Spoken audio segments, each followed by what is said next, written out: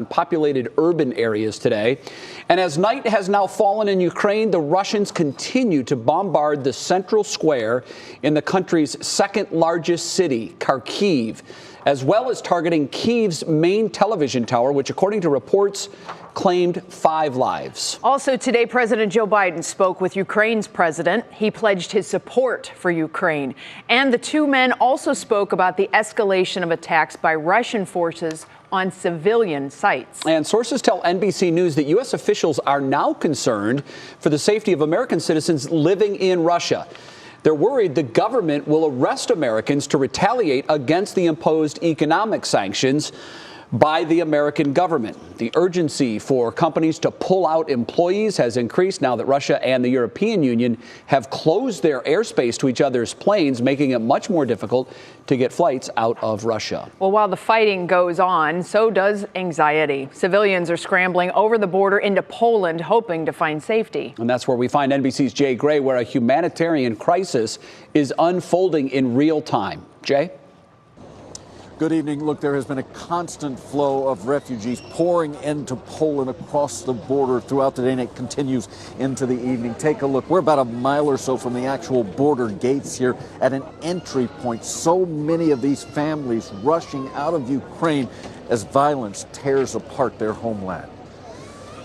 Russian troops today with an aggressive advance on Kiev, sending in more soldiers and stepping up air and mortar strikes on the capital city. And this is a big tragedy for me to leave my city, and actually I don't know am I going to come back or not, and I don't want to leave, but it's completely dangerous to stay here.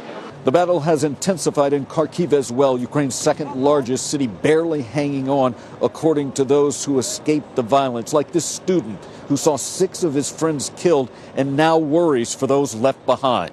He showed us this video of markets in the city that he says have been empty for 5 days, concerned that those who are there may not die from the attack, but could from starvation. We sleep with bombing, we get up with bombing, no food, no bread, no water, no tablets, no pharmacy, nothing.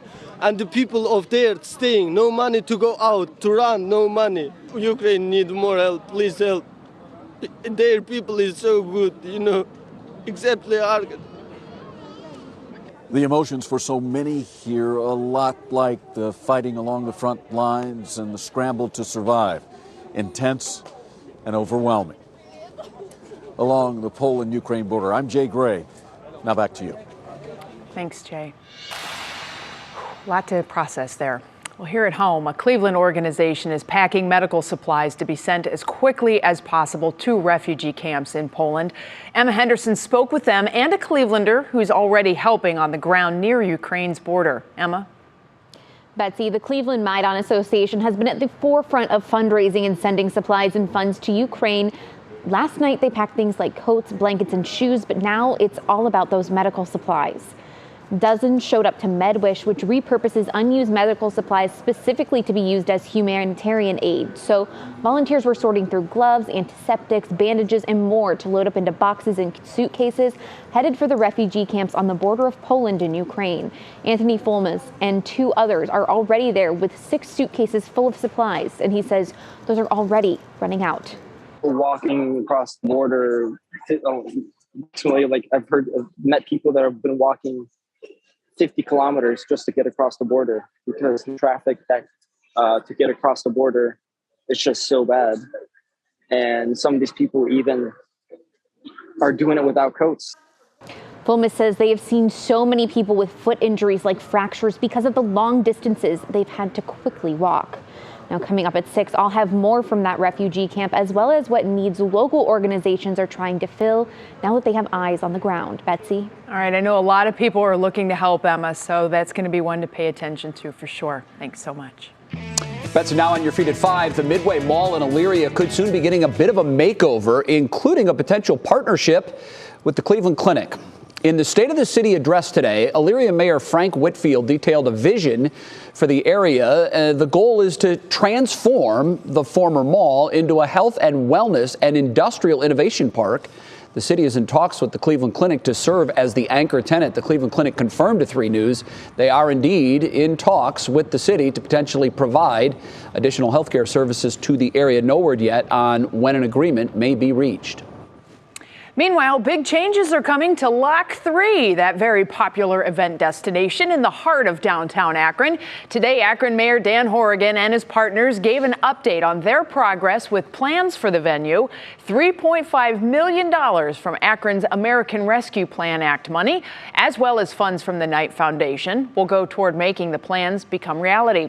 Some of the upgrades include shaded seating. That is going to be very welcome. Landscaped gardens, artwork, skating areas, and a quote, world-class performance pavilion. The groundbreaking on the final design is expected to be this fall. The last time I was down there was over the summer to go see our very own Monica Robbins. Oh, she played there. Rocking out in the pavilion. It was packed. Nice. And that is a phenomenal meeting place for so many people around the greater Akron area. They do fireworks down there. Of course, there's a baseball team. You know, there's so much that's going on in Akron. That's one of like the little gems of revitalization here in Northeast Ohio. And it's about to get a little better. I know. Which is fantastic. I think gathering spots, you know, my hometown is Sandusky. They've done a great job with the area called the Jackson Street Pier. It's formerly a big parking lot, to be honest with you. Now it's a huge park area with grass, and they too have performances there, and it's a congregation spot. It brings a lot of people together on many summer evenings. I think that's what community is all about, spending time with one another. It's great. They've been doing so much construction on Main Street, downtown Akron, to get ready for all this and replacing services and whatnot. So, number one, it'll be nice to get rid of all that construction and get access, but it is just going to be really beautiful. And the big idea in the macro, that spurs other development projects around that area, and the whole area becomes more beautiful and more usable to its people. Great little cafes and restaurants there, too. Absolutely. Well, here's what's new on the negotiations between Major League Baseball owners and the Players Union, and it's not good news, folks. After reports yesterday that progress was being made in the talks to save the start of the season, most of the news today was filled with doom and gloom, with some now worried not only of a delayed start to the 2022 season, but the real possibility of a significant number of games being canceled. 3 News sports director Jim Donovan has been monitoring the talks very closely. He joins us now. Jimmy, we've been through things like this before, football, baseball. We've seen how these things go, and sometimes out of nowhere, a deal is struck. Do you get the sense here that we're closer to a deal or an extended lockout where we miss substantial time? It looks like an extended lockout where we miss a substantial amount of time for what just happened in the middle of the afternoon. There was progress made at about midnight last night. It looked as though there was some real forward momentum and that we might get a deal done today. They came off that hard deadline of, you know, if we don't have a deal by the end of Monday, we're going to cancel the start of the regular season. But they started to knock off some of the smaller items. But here's what happened in the middle of the afternoon today in Jupiter, Florida. The owners came to the Players Association and said, this is our best and final offer. And the Players Association unanimously voted it down and walked away from the negotiating table. They have left Jupiter, Florida, and moved away from negotiations. Commissioner Rob Manfred is about set to speak down in Jupiter, Florida, to explain what happened today, where do we go next, and more importantly, the cancellation number. What's going to happen? March 31st is the target date here in Cleveland that the Guardians would have opened up at Progressive Field against the Kansas City Royals. That, of course, is very, very, very much in doubt right now. But it looks as though, with the two sides breaking off negotiations, that we are a long way away from an agreement. And it was all of the major issues that we talked about here on the show yesterday: the competitive balance tax, the maximum and minimum salaries that can be made, the minimum salaries for players, and also the ability for young players to get to the arbitration table if they are superstars in the game at a very early age, to get to the table in a period of about 2 years. None of that was agreed upon, and they are miles away right now, Jay, from an agreement. Jimmy, do you get a sense that either side is operating from a position of strength here? Does one side have leverage over the other? Well, it seems as though, and I think there's so much animosity between these two sides, and that's historic. That's just not systemic to this particular set of negotiations. I mean, they have never been good friends, the owners and players in Major League Baseball. And the players have felt the last two times that they've come to the negotiation table, they've taken it on the chin and ended up signing bad deals. So they went in a bad mood anyway. It seems as though right now, I would have to say, Jay, as I landscape it and take a look over that landscape, that the owners have the cards in their hand. They have the money. They were the ones that didn't back off any of these financial deals. And so it seems as though the players are playing from behind and really are frustrated. Now, once upon a time, that Major League Baseball Players Union was one of the strongest in the world. But as you've said, the last two deals definitely were more owner-friendly. Now the players want to pull the rope back to their side, and oftentimes that's more difficult to say or to do than it is to say. Jimmy, I know you're following this very closely. Hopefully we have some new developments and good developments coming up later at 6. We'll see you then. Okay. Thanks, Jay. Well, coming up for us, hey, I won't even say the name, Alexa. Thank you. Find me a doctor. I say that because everybody's little things will be going off. Anywho, why access to medical professionals is about to get a lot easier thanks to Amazon. Yeah, this is really cool. Plus, from actress to author, the new project Jamie Lee Curtis is cooking up for her fans.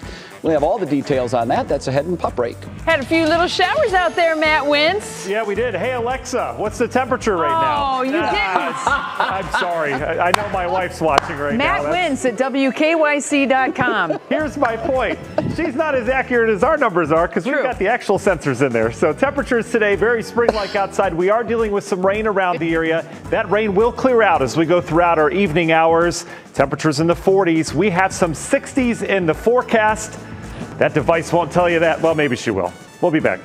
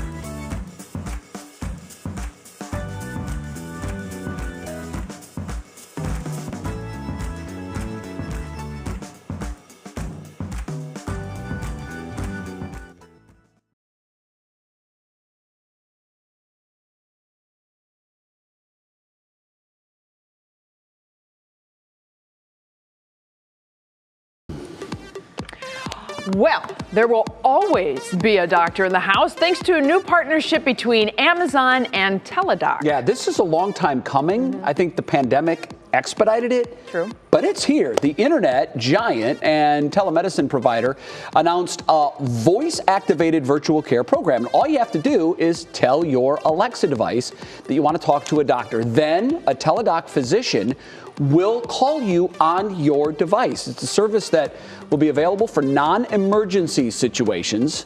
Insurance companies and doctors say telemedicine services will help cut down on medical bills, hospital stays, and other large medical expenses.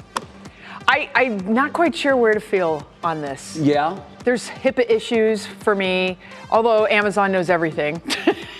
More than They're always listening. Yes, they are. And then, we had the whole thing about turning your Amazon into a Wi-Fi point. Sure. That was weird. Yeah. So it's like all these little things that sound great, but I'm just not ready to buy into all of it. Yeah, look, I think if you have a serious condition, obviously, you're going to want to see a doctor in person. And there are always instances where it's just better if the doctor can see you. The doctor may see a symptom that you're missing. Maybe a droopy eye or something. You never know what it can be. So I do think that the face-to-face calls, there's value in that. But over the phone, it's still better than looking it up on the internet, which I strongly discourage. Don't do that. Yeah, because whenever you have an ailment and you look it up on the internet, it ends in cancer. You're going to be gone in a week. Every time. So don't do that. That's scary. But I think it's better than the internet, but nowhere near a real thing. Yeah, brain aneurysms and cancer. I got all that from a hangnail once. So don't go there. It's just scary. Dangerous. It is. It's scary when you do that, but people do it. I've done it. Every time. Yeah. I'll tell you what you can diagnose over the internet. WKYC.com/weather. No, you cannot. You can get your weather forecast there or on the app. The app is actually the It's good, but like this, there's no substitute for you or Matt or Peyton, Jay, our whole team. forecast that you see on the internet. Is that it's the same, right? We have magical ways of putting it in. At least that's the theory of how it works, right, Matt? Wonderful. Yeah. For every location in Northeast Ohio. Today, partner, is revolutionary. Wow. Yeah, revolutionary. Well, this teledoc stuff is revolutionizing healthcare. So I don't know how you make that a weather word. There's nothing in the forecast that I can use that word for. Revolutionary. I'm just going to, do I get a pass once a week? No, you do not. Okay. These are my favorite days because you always find a fun and creative way to slide it in there, and I know you will today, too. Yeah, sure. Okay, we'll see. Maybe you could phone a friend at some point. Right, we'll see what happens. Betsy, you would be the friend right now. All right. Hey, happy first day of meteorological fall. Peyton whipped up this nice pink graphic. I said it's a little too pink for me, but what is it, fuchsia? Oh, spring. Did I say fall? Wow, I'm zooming ahead. Happy first day of meteorological spring around here, right? Is that revolutionary? No, not yet. It's not a good idea, though. Dang it. I think I have a spot. I'm helping. I think I have a spot. All right, so for March, let's get to know the averages. The average highs today, 42 and 27 is our average low. By the end of the month, we end up 53, 35. Nice warming this month. We know that. A little over 3 inches of rainfall. We average 10 inches of snow, so we're not done yet, all right? But hopefully we'll start to put the wraps on that. Most important thing, we gain 1 hour and 23 minutes of daylight this month. Sunsets, the very last day of March, 7:51 p.m. How about that? So we're getting there, everybody. That's right.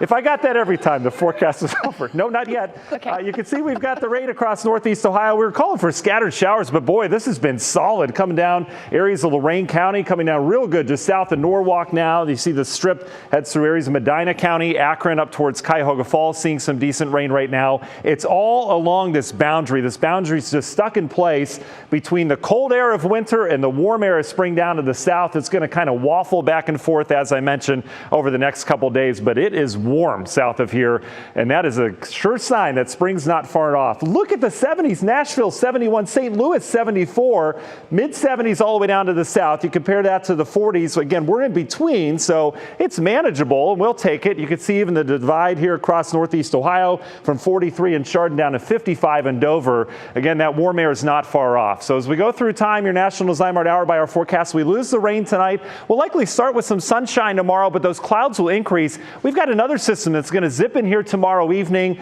You notice we're dry for that evening run. Well, now we're not. The latest model brings some rain and snow in here for the evening rush hour. I think the bulk of it moves in after that. You notice how we'll have some rain and, yes, some wet snow tomorrow evening as yet another clipper system moves in. Temperatures similar to today, near 50 south, 40s off towards the north. That system will bring in much colder air here on Thursday. It will be temporary, though, but you look at temperatures on Thursday in the 20s. The model that we have here is not revolutionary by any means, so it's not picking up on what could be some lake effect snow showers around here on Thursday morning.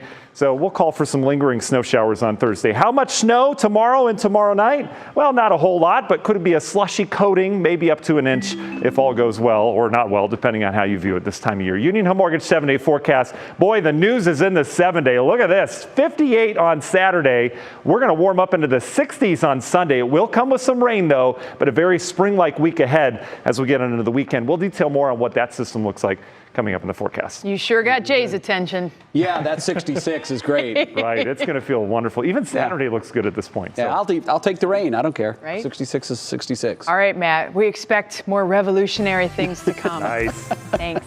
Congratulations to the happy couple, the Bachelor alum that is celebrating an engagement. That's ahead in Pop Break.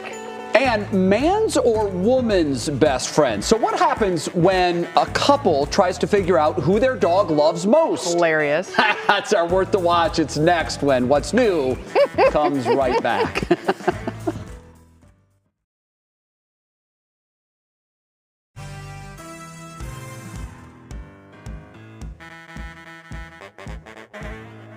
Hey, Matt. Yeah, I do.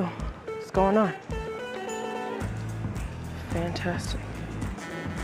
Yep. Yeah.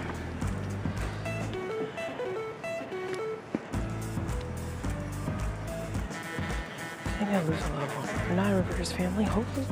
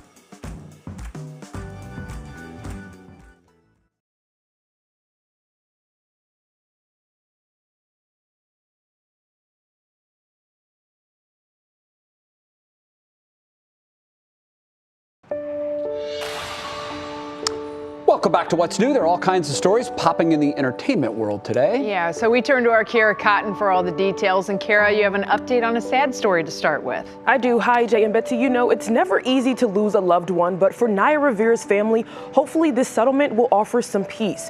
It's been nearly 2 years since the untimely death of actress Naira Rivera, and now her family has settled the wrongful death lawsuit they filed against Ventura County in California.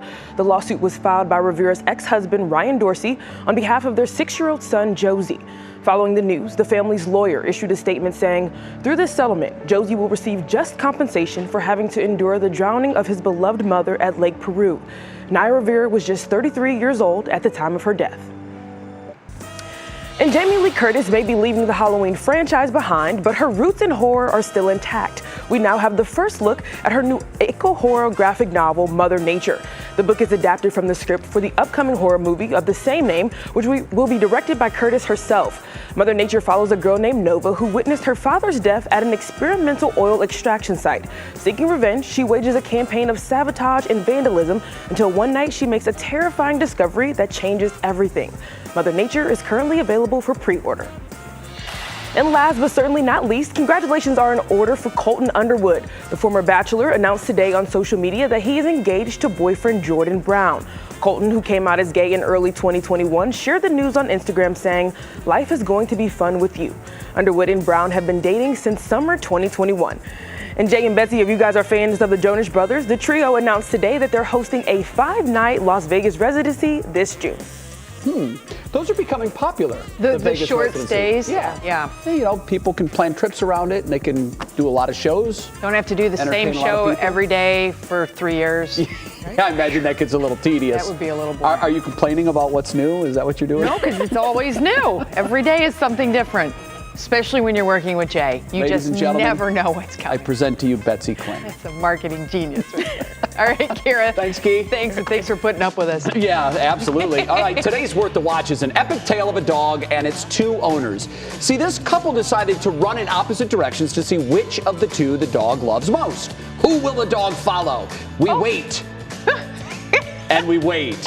And this is my favorite part, Bets. Watch what this dog does after figuring out that she can't figure it out.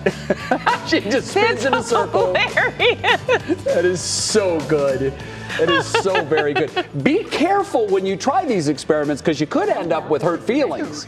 You know, I wouldn't do that with our dogs and my wife because I know where they're going. Yeah. She feeds them daily and they know that and they respect that and they're chasing her to the end of the world. Well, you know you can't do it with the cat, so there's that. Well, yeah, that will never happen. The cat. Cat would be like, good riddance. Yeah. Yeah. He's gone? Sorry you had to leave us. Well, we know you have good home videos that are worth the watch, so send them to us. You can do so on our 3 What's New Facebook page. Submit an explanation of where the video was taken, and who knows, maybe you'll make us laugh on What's New. Coming up in the second half hour of our program, it is Fat Tuesday. We're going to tell you how popular punch keys were at a local bakery today. You're not going to believe the numbers. Plus, we have a live look from Mardi Gras in New Orleans on this big day. Plus, I know you've seen them, and you've probably felt them too. Pothole problems. We put our Mike Polk Jr. on this story. He wants to know where the worst ones are that you've seen. Well, you get to be a part of this report. Yeah, and not so secure. How easy some home security systems are to hack. Oh. And how you can protect your home. What's New is coming right back.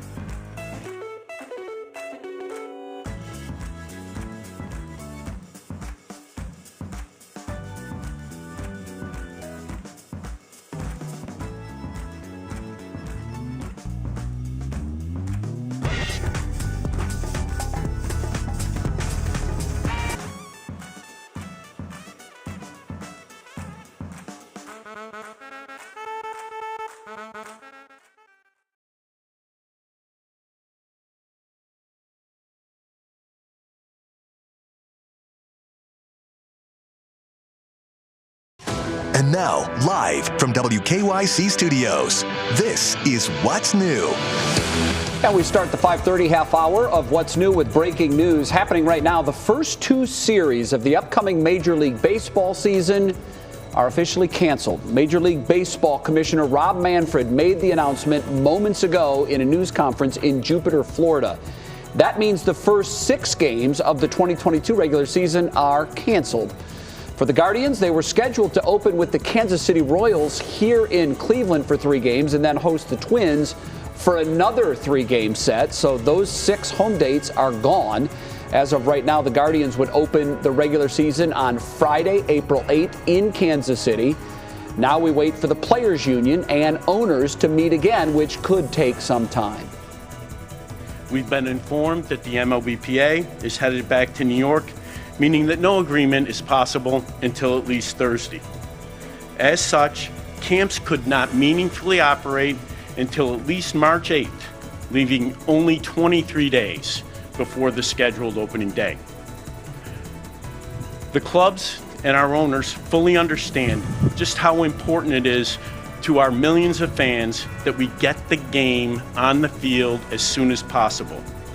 To that end, we want a bargain and we want an agreement with the Players Association as quickly as possible. Jim Donovan will have more on this coming up at 6 o'clock. Betsy?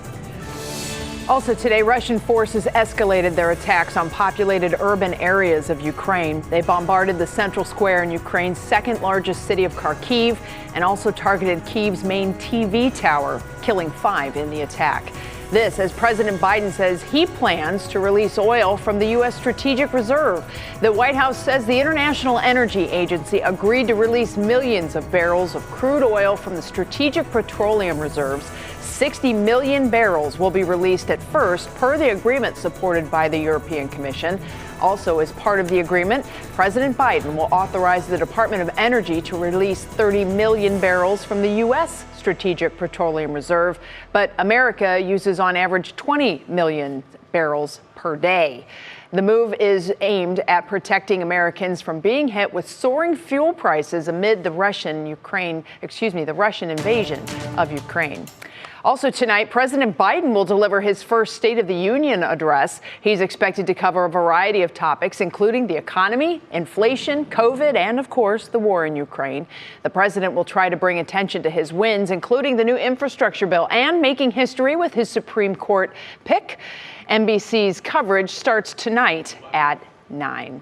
And with all of that, we welcome you back to What's New on this Tuesday afternoon. I'm Betsy Kling alongside Jay Crawford. I'm thinking about that 66 day. When was that again? It's coming. Thursday? Next week. Oh, Sunday. Sunday, yeah. Okay. That's a big event for me. Your first 60-degree temperatures, that's big. That means spring's close. And today is not the meteorological. The first of meteorological spring. Meteorological spring, yeah. Okay. But the actual first day of spring is now 19 days away. Yes. So we're counting this down because it's a big event to us, and we're sharing pictures that you send us. Tammy Bonica sent this beauty in. I recognize that. That's taken from the shores of Lake Erie. She took it last spring, and I tell you, I've said this many times, but you can give us our sunset. I lived on the Gulf Coast of Florida for 5 years, and I would take our sunsets over theirs any day. It smells a lot better at sunset, too. Yeah, it does. Especially low tide. When they get that nasty little stench coming in. Oh, boy, I used to hate that time of year. Yee! Okay, let's go to our top talker now. And bakeries all across Northeast Ohio were packed with people waiting to get their fill of a special treat this morning. It's Fat Tuesday, and in Northeast Ohio, that means bring on the punchkis. Rudy Strudel in Parma said they made more than 75,000 of them. I think we probably ate about 3,000 here in the newsroom. For some, it's the first time that they get to bring out full entertainment since the start of the pandemic. And in New Orleans, thousands of people are flocking to Bourbon Street for Mardi Gras. It's the first full-dress Mardi Gras since 2020. You're looking at live images from New Orleans right now. Obviously, the crowd is thinner than normal, but trust me, by this evening, you won't see pavement. You'll see people. It'll be packed for Well, sure. parade routes are a little shorter than usual, though, because there aren't enough police officers for standard parades. Keep in mind, 90% of New Orleans' adult population is at least partly vaccinated. Remember 2 years ago? When we were showing, this was the time that like the eject button was hit. It was You're right absolutely now. right, yeah. And remember, they were still doing Mardi Gras. They didn't want to cancel it because of the economic impact. Yeah. And then there was this huge COVID outbreak from it, and Louisiana ended up being like ground zero for a major outbreak of COVID. And it was really a teaching moment. It was. Because, I mean, there were super spreaders worldwide, but this was the big super spreader in the United States, and people said, this is real, it is very transmissible, hunker down. And little did we know that was a blip on the map of the whole thing that was still to you're come. right. Oh my goodness. Well, not only is it Mardi Gras season, as we know, we don't really like to celebrate it. It's pothole season. I'm sure you've hit several dozen of them by now. Yeah, my car's taking a beating. I know It exactly really where is. all of them are on my commute. Well, I do too. And if you take the same route every day, then Left lane, you left know lane. exactly where they are, and you know which lanes to stay in and which lanes to avoid. And if you do know where these massive potholes are, you need to talk to Mike Polk Jr. He needs your help here. Mike, what are you working on now? What's going on? I'll tell you, folks. Thanks for bringing it up. Did you hear that, everybody? Kerchunk, kerchunk. That familiar sound of your car losing resale value means that it is officially pothole season in Northeast Ohio. A recent study conducted by AAA estimates the cost of pothole damage to U.S. motorist vehicles averages about $3 billion annually, and I have to believe that at least $2 billion of that occurs on Brook Park Road, which currently looks like a high-res picture of the moon's surface. And is it me, or does it seem like there's been a distinct lack of urgency in road repair technology over the last century or so? Scientists apparently hit a dead end in about 1931 and said, well, we're out of ideas. Just keep throwing more tar in them every year for the rest of all time. And here we are. And I feel like at this point we should just own it, which is why I'm introducing the Cleveland Pothole Awards, everyone. And we need your help. Do you live or work near a monster pothole that deserves some recognition? We want to see it. Just post a picture or video of your pothole to our What's New Facebook page, and if it looks legit, I will personally come to investigate and measure that churlish chuck hole to determine whether it is indeed one of the baddest boroughs in the land. But you folks better bring your A game. Don't insult me by sending any puny pothole pics. This recognition is only for the most ferocious of fissures. I'm looking for the colossal craters and the humongous hollows. No baby burrows or dainty dippers. These things have to be big. I'm talking crazy crannies, gorgeous gorges, and bumper thumpers. Point of clarity. Potholes that have already been covered by a big metal plate are not eligible because that problem is fixed until midsummer. And if you live by that steel plate, I truly hope you enjoy this sound, ka-kong, ka-kong, because that's going to be your lullaby for the next few months. Sweet dreams, and let's get those pothole pics rolling in, folks. So I was immediately thinking, I've got one. I've got the winner, the granddaddy of them all. It's on 480, but I'm not going to tell you where because I don't want to see you out there with your measuring stick measuring it because... If it comes up short, Jay, you're going to hear about it. You can Well, I don't want you going out there. I like you too much. You would be severely injured. It's 6 lanes of roar. Something I have to climb up out of afterwards. It's you. I'm happy. I'm anxious to see where the worst ones are, so bring them in, folks. I know that there are some that have generations of potholes. Like this year's is just the newest. Sure. The newest dip. They crop up in the same spot. Yeah. Like Mike said, I think in 1931 they just turned off the idea machine and said, we just a lot of advancements in cell phone technology, still nothing in potholes. You really would think with all the advancements we've had that they would come up with a material that works. Come on, folks. Keep trying. Do better. Come on, science. Mike, thank you. Thanks, Mike. Great as always. Coming up for us, everybody, if you're ready for summer concerts, we have good news for you. We're going to tell you about Blossom's Lawn Pass in Kling in Cleveland. Cool. Mike's alliteration game was on point today. Oh, he's amazing. I mean, it was really on point. Then we're going to bring you Tech Tuesday Part 2. This time we have an exclusive report on popular home security systems that are hackable. That should get your attention and what companies are doing to try to fix those problems. But in the meantime, Matt's here with our weather in a jiffy. Yeah, just got done crying in the Weather Center. I appreciate that. It was so good. Great piece, so good. I had video out in the backyard over the last couple of days just trying to see some wildlife. And did you know what I saw with the warmer temperatures yesterday? Flower popped up out of our daisies. I saw one. Did you? I saw a real one. Oh, a real one. Yeah. Not quite as beautiful, but still stinky for Flowers sure. so I smelled them. Dinette Spring's on the way. We've got your spring-like forecast coming up. Flower.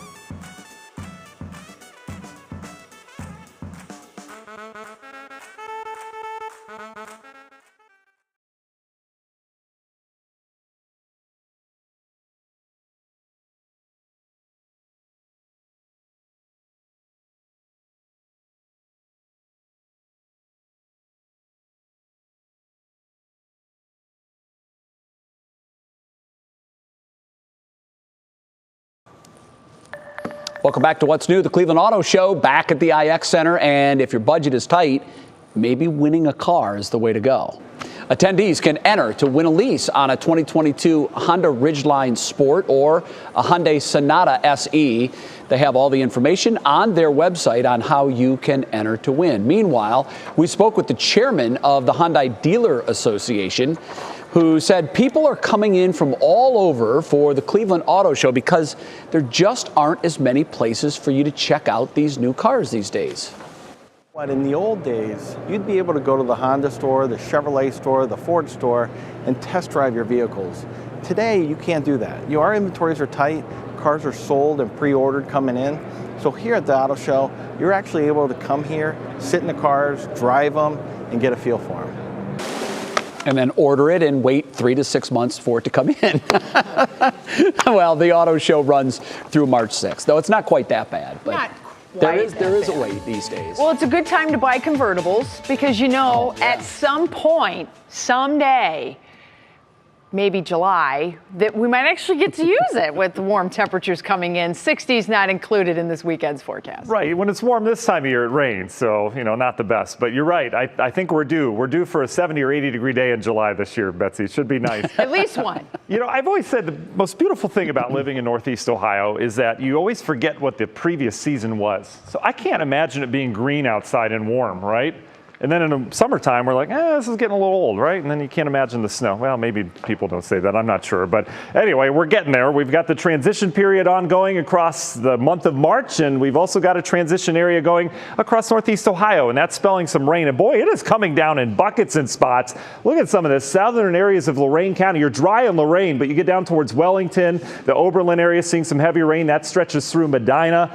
Areas of Stark County, getting some rain in the northern half of the county. Summit County getting downpours from Akron north right now. This is a live look. This is State Route 8 at Front Street near Cuyahoga Falls.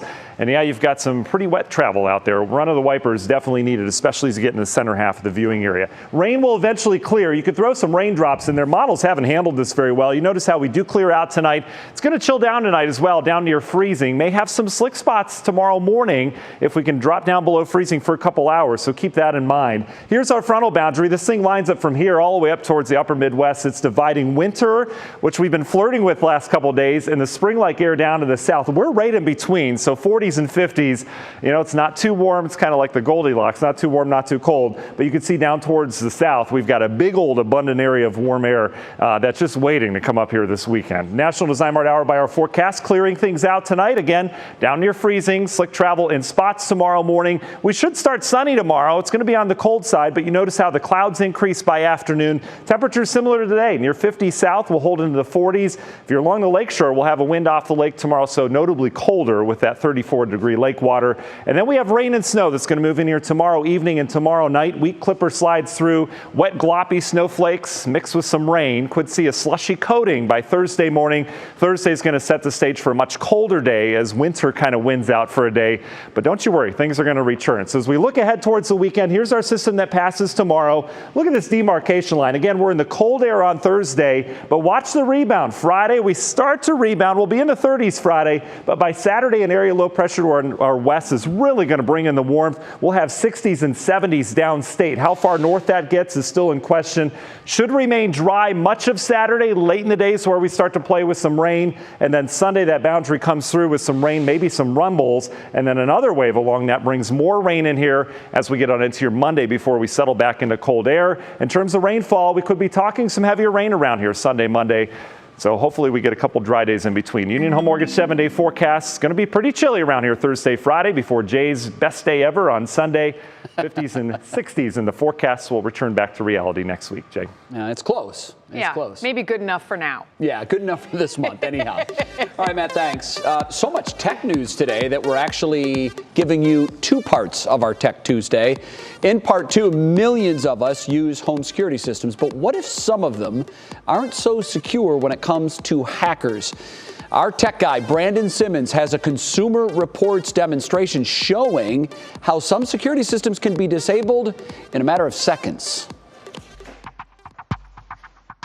This isn't a real burglar, but he could be. He's a Consumer Reports tester disabling a home security system. In just seconds, he jams the signal to the security sensor and gets inside the house. Jamming is when a burglar or hacker blocks the wireless signal of a door sensor, window sensor, or motion sensor in a security system. That allows them to access your home without actually triggering the alarm. In its latest tests, Consumer Reports found 5 home security systems susceptible to these types of attacks: Adobe Iota, Cove Home Security, Eufy 5-piece home alarm kit, Ring Alarm, and SimpliSafe The Essentials. Adobe and SimpliSafe can detect jamming and will alert the homeowner that it's happening, but the alarms will not trigger. The other systems offer no user alerts. Consumer Reports shared its findings with all of the security companies. Eufy was the only manufacturer that explicitly said it will fix the jamming issue in a future update, and Cove said it plans to add jam detection to its system next year, but likely as an optional feature. The good news is that jamming attacks are very rare, and security systems and other low-tech security solutions will often deter burglars. If you own one of these systems, don't feel the need to run out and replace it. Both the Ring and SimpliSafe systems perform well in other tests, including motion detection and ease of use and setup. Or consider this Kangaroo front door security kit, which was not susceptible to Consumer Reports jamming attacks. No matter which alarm system you have, Consumer Reports has one simple tip. Don't use the branded yard signs or decals that came with your home security system, since that could help a hacker. Instead, use generic signs and decals. I'm Brandon Simmons, 3 News. Consumer Reports says if you want to beef up your home security system, consider adding some security cameras to the mix. They can record what's happening, and they're not easily jammed. So what did the burglar do when he came in the window? The bad burglar got in the window, and he was like... It looked like Spider-Man. Dramatic reenactment. It wasn't very realistic, but he did get in, and that's kind of a wake-up call. I have one of those 5 systems. It was the Eufy, and they said that they're going to fix that. Right. So I'm going to be looking for the update so I can, kind of make sure that my system is up to date and everything. But like you said, I've never heard of one, of a system being jammed, but it can. Well, so be aware of it. I mean, they did it in the Ocean's 11 series, the 10, 11, 12, and all that. Now, did George Clooney do that little thing? I don't think he did that one, but they put a picture up in front of the camera. That was cool. That was tricky. Still picture. All right, next, a popular food chain is not returning to Cedar Point this season. We're going to tell you which one it is and what's going to replace it. Oh, and then canines don't have to be serious all the time. We'll tell you the story behind this sweet canine officer in our show is something good. Having a hard day, too. That's my vibe right now. Yeah.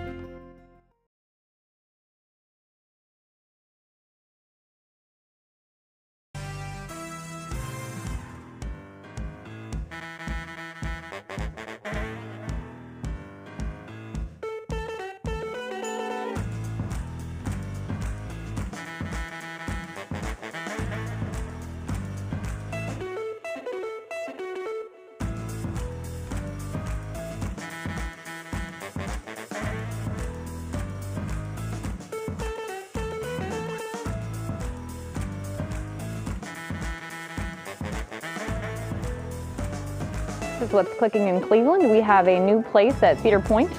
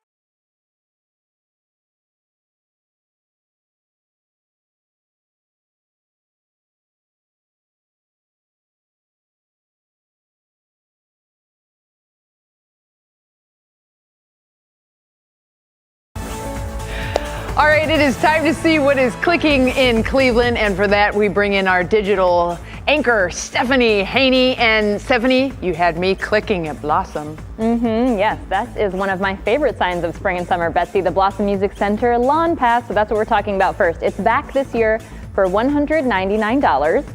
And it gets you fast lane entry plus parking. Now, there are only a few restrictions, which we have with the link to buy the pass on WKYC.com, but a few of the shows that you can see with it include Tim McGraw, Backstreet Boys, Dave Matthews Band, Kenny Chesney, and the Black Keys. It is a very solid lineup this season, and that pass goes on sale tomorrow, March 2nd at 1 p.m. Now, here is something that is not coming back. The Subway restaurant at Cedar Point. It's been in the Midway for years now, but it is being replaced by a new hot dog spot called Derby Dog. That's a reference to the historic Cedar Downs Racing Derby ride, which is one of only 2 racing carousels in the country, and that's right next door to it. Derby Dog will have jumbo and footlong all beef hot dogs, a trio of mini hot dogs, and Italian sausage with all kinds of topping options. That's just one new dining option. You can check WKYC.com for more. And we are getting down to the wire on The Bachelor, and our remaining Ohio girl is still in it to win it. Ohio University graduate Rachel Rakia is one of 3 women vying for Clayton Echard's love. She got the last rose after taking him to meet her family in Florida, where her dad, Tony, stole the show by being very hard on Clayton. I do not think that he smiled one time. Now, Clayton said he would have to earn their trust, though, and he asked Rachel to stick around for one more week. And she did say yes. And this is a super emotional time on the show, Jay and Betsy. We see Clayton. He says he's struggling with loving 3 women at the same time. Now, I don't know if that's possible, but I've never dated 30 people at once. So I don't know. We'll see what happens for Rachel, though. Fingers crossed. Yeah, is that under the category of reality TV? Because that is the furthest thing from real life. Yeah, it is. It's real to them, I'll say that. You know, they're all in that group. They have no phones. They can't access anything. So tough, though. I wouldn't want to do that. And I can relate to Tony. I mean, my daughter's married, but had she ever gone on that show and brought some dude home to meet me, I wouldn't have been there. Couldn't have participated. Well, you know what in my that. father would have been like. Yeah, so. yeah, your dad would have been all-time great. Still ahead, what is this canine doing? We're going to explain in our show is something good. Yeah, Tim would have been great. Yeah.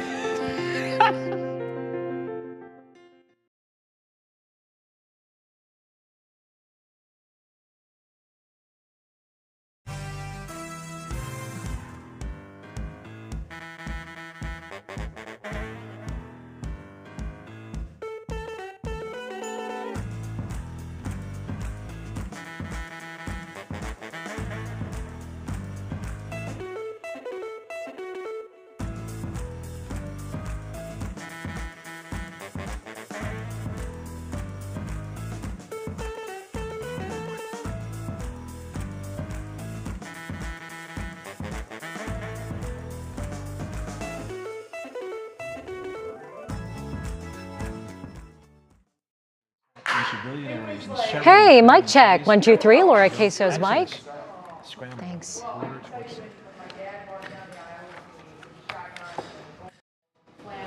Hello, Al. Testing 1, 2, 3, 4. We're following 3 big stories tonight. First, breaking news.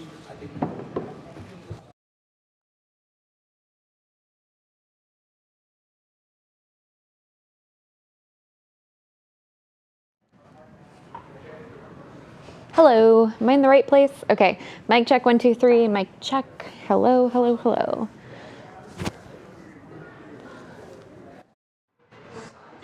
Hi there. Isabel Lawrence of the Ring. Danielle Robinson's invitation. Thank you.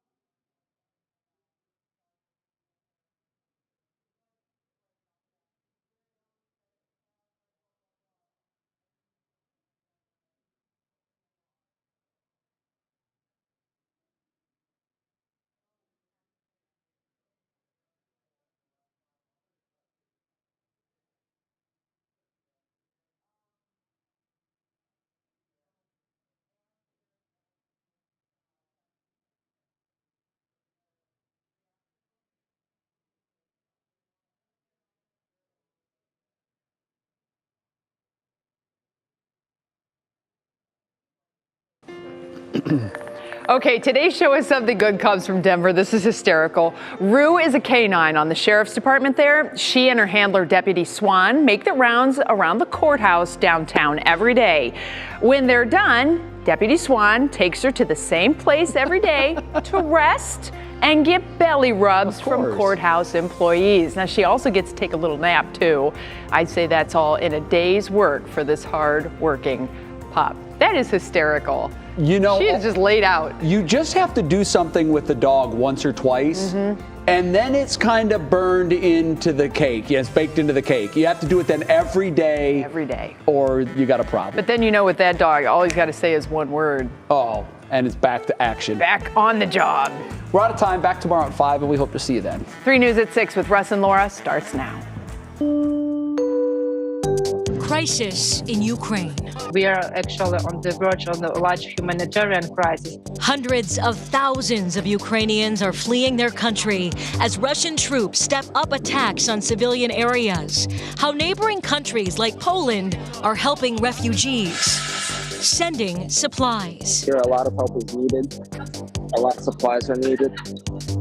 And we're just trying to do the most that we can. Local groups gathering life-saving items, what they're collecting, and what's needed most. And as Russia's attacks on Ukraine intensify, President Biden is set to deliver his first State of the Union address.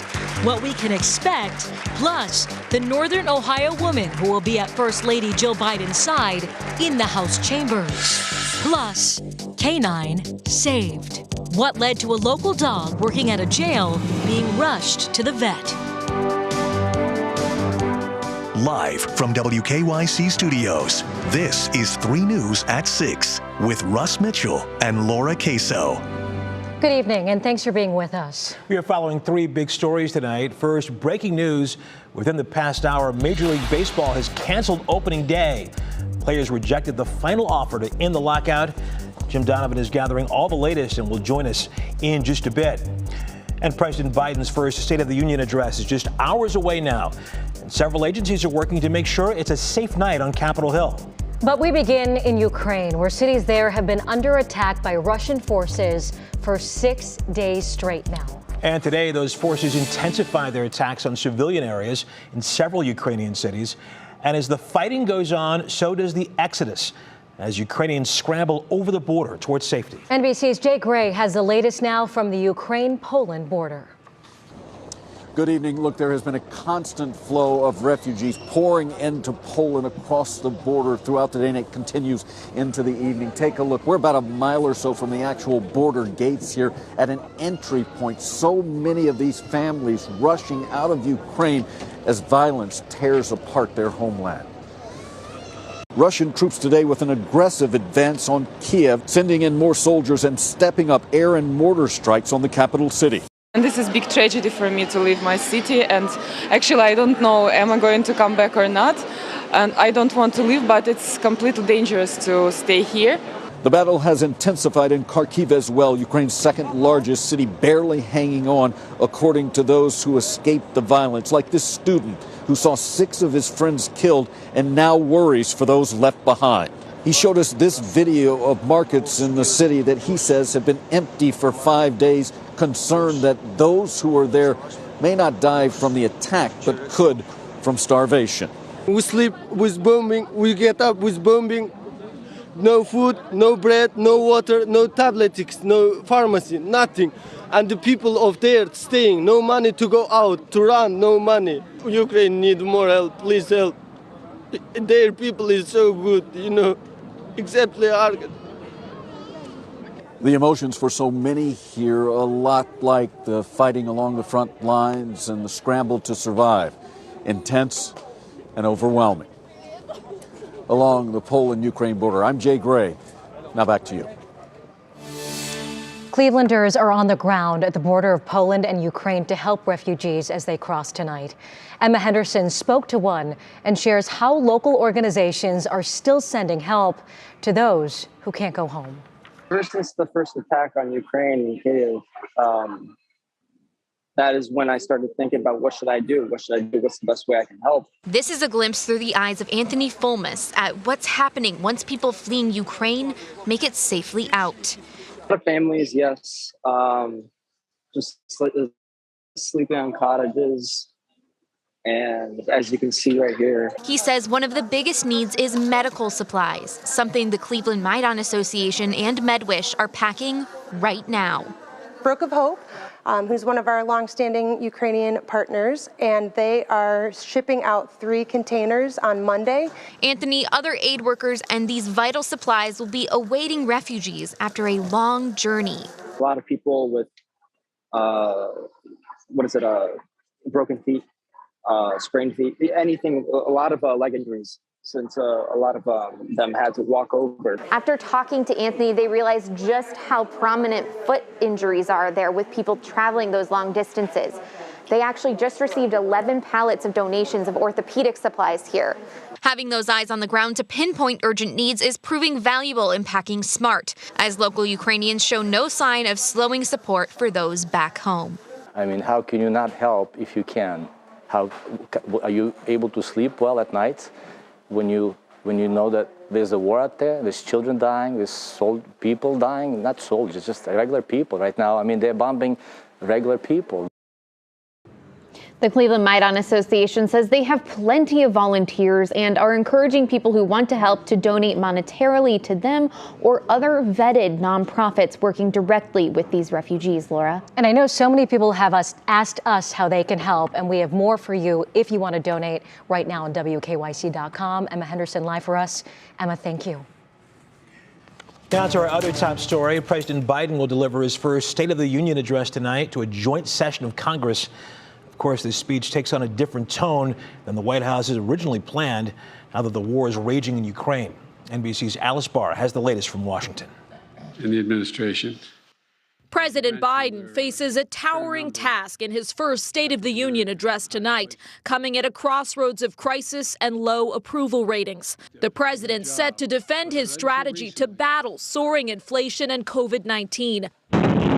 But the war in Ukraine has moved firmly to center stage, with President Biden assuming the role of commander-in-chief to reassure Americans of their safety amid rising global tensions and explain what's at stake. He's got to talk tonight about the fact that we are all in existential danger of having our democracy and democracies around the world destroyed. Democrats hoping for a reset and a roadmap to run on in the midterm elections. On the economy, President Biden will focus on strong job and GDP growth, while empathizing with the challenges Americans still face, with prices spiking from the gas station to the grocery store. The message that people have to hear is that he is here for them. Joe Biden and House Democrats are responsible for this State of the Union in crisis. Tonight's visuals will send a message about where we are in the pandemic. The president set to address a full chamber with all members of Congress invited and masks optional. That as the CDC shifts its guidelines and states and cities across the country loosen COVID rules. From inside a fortress of Capitol security, the president set to deliver a pivotal speech at an historic moment. He spoke today with Ukraine's President Volodymyr Zelensky, whose inspiring stand against bombarding Russian forces has united the world. Tonight, President Biden seeking his own path to unity here at home. Iowa Governor Kim Reynolds will give the Republican response tonight, with GOP leaders attacking President Biden's economic policies and accusing him of weakness against Russia. The president will try to bring attention to his wins, including the new infrastructure law and making history with his Supreme Court pick. In Washington, Alice Barr, NBC News.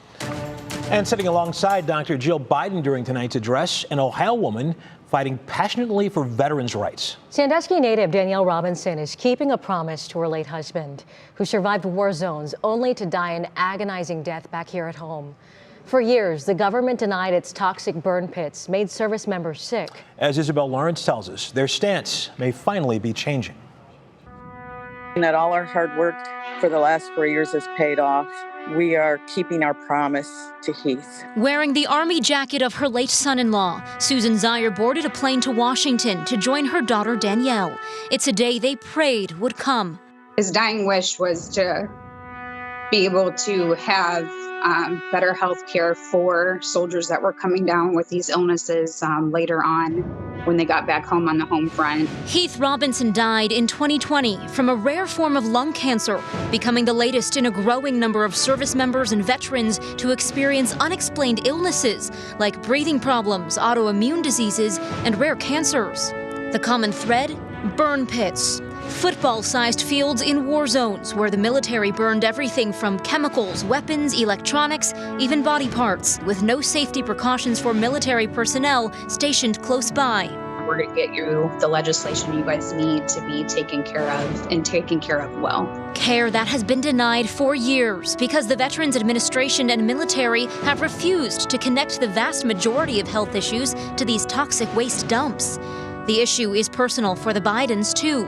In 2016, the president's son, Beau, died from brain cancer, also believed to be caused by toxic burn pits. If passed, House Bill 3967, the Honoring Our Pact Act, will grant presumptive benefits for any soldier who served in any of the countries where burn pits were maintained and who contracted one or more of the qualifying illnesses. The bill could be voted on as early as tomorrow. Heath Robinson is on the minds of many tonight. So I think we're honoring his dying wish right now, tonight. Danielle Robinson's invitation didn't come directly from the White House. Former Daily Show host and activist Jon Stewart tracked down Danielle at work yesterday to represent those impacted and suffering from illnesses caused by burn pits, Laura. Wow, what a story. All right, Isabel, thank you so much. And President Biden's State of the Union address begins at 9 o'clock tonight. And WKYC will be carrying that live for you. You can watch it here on Channel 3, also on our WKYC app, followed by What's Next at 11. Big sports news breaking now after over a dozen negotiating sessions. Major League Baseball has canceled opening day. The MLB made its last offer about 90 minutes before that 5 p.m. deadline. Jim Donovan joins us now with these late details. Hi, Jim. Hello, Laura and Russ. It is a bad day for the sport of baseball. The start of the regular season has indeed been canceled. As a matter of fact, the first two series for each team, basically the first week of the season, is the victim of a blown-up negotiating session that came this afternoon. There was some optimism last night that some movement was being made. That's why the deadline of getting a deal done by Monday before they started canceling games, that was softened, and they moved to today because they thought they were on the right track, but they were miles away from an agreement. And in the middle of the afternoon, Major League Baseball made its best and last proposal to the Players Association, and the players unanimously and vehemently voted that down. So, for the Guardians of Cleveland, their opening game was scheduled for March 31st at Progressive Field. That game is gone. Their first two series, all home games against Kansas City and Minnesota, those games are canceled. They will not be made up. Here's the commissioner, Rob Manfred. The difficult thing about this, if it was solely within my ability or the ability of the clubs to get an agreement, we'd have an agreement. The tough thing about this process is it takes both parties to make an agreement. I'm really disappointed that we didn't make an agreement, and I'm really committed to doing everything possible to get one. All right, now where do we go from here? The players are furious, and they walked away from Jupiter, Florida, the site of those negotiations. The earliest that we could get a deal done and get the season started would be April 8th. That would be a week after the projected start of the regular season, which has now been canceled. That would put the Indians, or rather the Guardians, in Kansas City against the Royals to open up their season. But that right now is very iffy because there are no negotiating sessions on the table scheduled to happen again. And so baseball continues to be locked out, and both sides are miles away from getting an agreement. A glimmer of hope last night just turned into dust, just like that. Absolutely. All right. Thank you, Jimmy. We want to give you an update now in the case of the Akron man, excuse me, the Kent man, accused of yelling racial slurs and attacking two women in Akron. 26-year-old Andrew Walls is being held on a $25,000 bond on charges of assault and weapons while intoxicated. The FBI is also looking into the case to determine if Wall should face a federal hate crime charge as well. His next court date is set for March 11th. Developing tonight, a Cuyahoga County jail canine is recovering after reports the dog was sick and given Narcan last night out of precaution after being found unresponsive. County officials say Pepe the canine, who was used as a drug dog at the jail, spent the night at a local vet. It has not been confirmed why the dog got sick, but lab results are forthcoming. Pepe is doing okay and is on restricted duty for a while. We'll keep you updated, of course, as we learn more about him. Coming up tonight, we'll tell you about history made in Parma. Call it Punchki Pandemonium, what one local bakery is celebrating. Plus, Jimmy is back with details on the NFL draft. Some of the Browns' potential targets coming up. Also coming up, oh, hi, Betsy. Hi, lady in pink. Yeah. Very bright and springy. Starting to feel a little bit like spring out there. Temperatures today made it to the upper 40s. We have 60s on the map, though, that are going to be coming our direction as we head through the next couple days. But when it gets warmer, we also get rain. I'll break it all down for you in your forecast. That's next. All right, Betsy, see you in a bit. Also, as we head to break, we want to wish a very happy 219th birthday to Ohio, which became the 17th state to join the Union on this day in 1803. Happy birthday, Ohio. I'd like you to sing it. That ain't happening. 3 News at 6 is sponsored by Calvetta Brothers Floor Show. It's time to fall in love again with your home.